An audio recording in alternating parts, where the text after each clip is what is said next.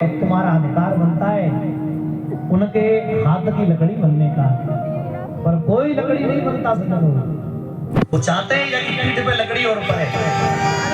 मैं आज ये बात कह दूं, अगर बुरी लगे तो लग जाए। उन कपूतों के लिए कह रहा हूं, तुम कितने भी हवन कर लेना, कितने भी यज्ञ कर लेना, जवानी मात्र 4 दिन की सौदा है। जवानी कब आएगी कब चली जाएगी पता नहीं चलेगा। इस उम्र पे अगर माँ बाप को उसकी सेवा नहीं करी, बूढ़े बाप को अगर तुमने भोजन नहीं दिया, उनकी बात नहीं मानी, तो सुन लेना, आपको मान लो आप 70, 75, 80 बहुत खिंच के मैंने जाने कह दी है, अब तो 70 पे ही राधे राधे है। 80 बहुत कह दी मैंने, चलो कह दी मौत निकल गई तो चलो भगवान करे तुम 80 क्रॉस कर जाओ। तो गौर तो सुनना, 80 के आधे करो। 80 में तुम तो आधे निकल गए सोए में। बोलो रात सो जाती है कि नहीं? अब कितने बच गए? 40। और 40 में 20 निकल गए बचपन के और पढ़े लिखे जवान है तक के लड़के। रोहित यादव हमारा एक माला और 200 रुपए सम्मान करते हैं। भगवान बहुत बहुत आनंद दे। सुनो, अब बने बचे 25 और मैं रियली बता रहा हूँ 25 में से कम 15 तो निकालोगे। बुढ़ापे के कितना निकालोगे? अब कितने रह गए? 10। बस ये 10 साल का खेल है प्यारे। चाहे सोए में निकाल दो, माँ बाप की सेवा में लगा लो, चाहे जैसे जगह लड़कन के संग बियर पीए में लगा लो, चाहे बुलेट पे पटक्का फोड़े में निकाल लो। हो जाना, इतने चूर मत हो जाना कि अपने माँ बाप को भूल जाओ, क्योंकि एक दिन 10 साल के बाद तुम्हारी स्थिति वैसी होने वाली। और ये निश्चित है कि तुमने अगर अपने माँ बाप की सेवा नहीं करी तो आगे तुम्हारी पीढ़ी बहुत ही एक्टिव आ रही है। अब तो ध्यान रखना, अब तो इतनी एक्टिव आ रही है पीढ़ी, जब तो हे भगवान, अब तो हाल को बच्चा कम से कम 5 ही पढ़ेगा पैदा हो। पहले 5 करने के लिए 14 साल लगाते, 14 तक कह पाते। अब तो बच्चा 5वीं क्लास तक पढ़ के पैदा होता है। इतने एक्टिव बच्चे पैदा हो रहे हैं, और ये एक्टिव इतने एक्टिव हो जाएंगे एक दिन तुम्हें भूल जाएंगे। बिल्कुल हम तुम तो कर रहे हैं, इसलिए संस्कृति बचानी है। भारत की माँ बाप की सेवा करो, अपने बच्चन के सामने उन्हें दिखाओ कि ऐसे माँ बाप की हम सेवा कर रहे हैं, तो फिर तुम्हारी भी होगी। और नहीं तो एक मैया थी,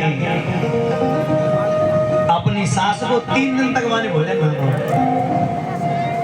और 3 दिन की भूखी सास पक रही बैठी बैठी। माँ ने सोची पैरालाइसिस है गई, खाली हार गई। माँ ने सोची मेरा बेटा है नौकरी पे थे, वो करे मेरी सेवा। लड़का नौकरी पे से आया, मोटरसाइकिल खड़ी करी, हेलमेट उतारो और हेलमेट बगल में दबाए कि सीधो पत्नी के कमरा में बांधे ना देगी कि अम्मा 3 दिन की भूखी पड़ी है कि प्यासी पड़ी है।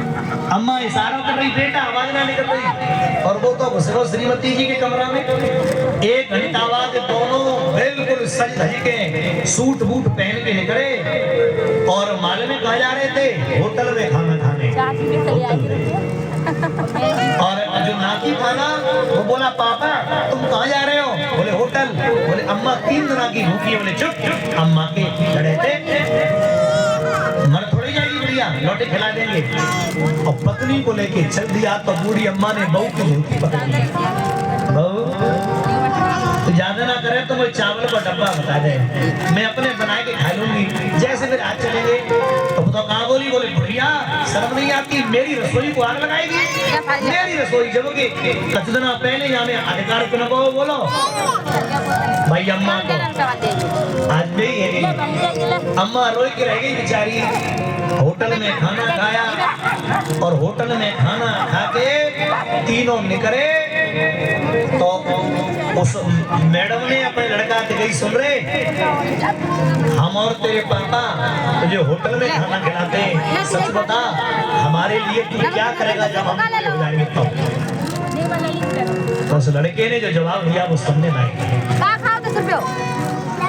वो लड़का बोलो सही बताऊं? बोले सही बता। उस लड़के ने कही सही पूछेगी तो सुन, हम तेरे लिए अपने घर के बगल में एक मंदिर बनवाएंगे।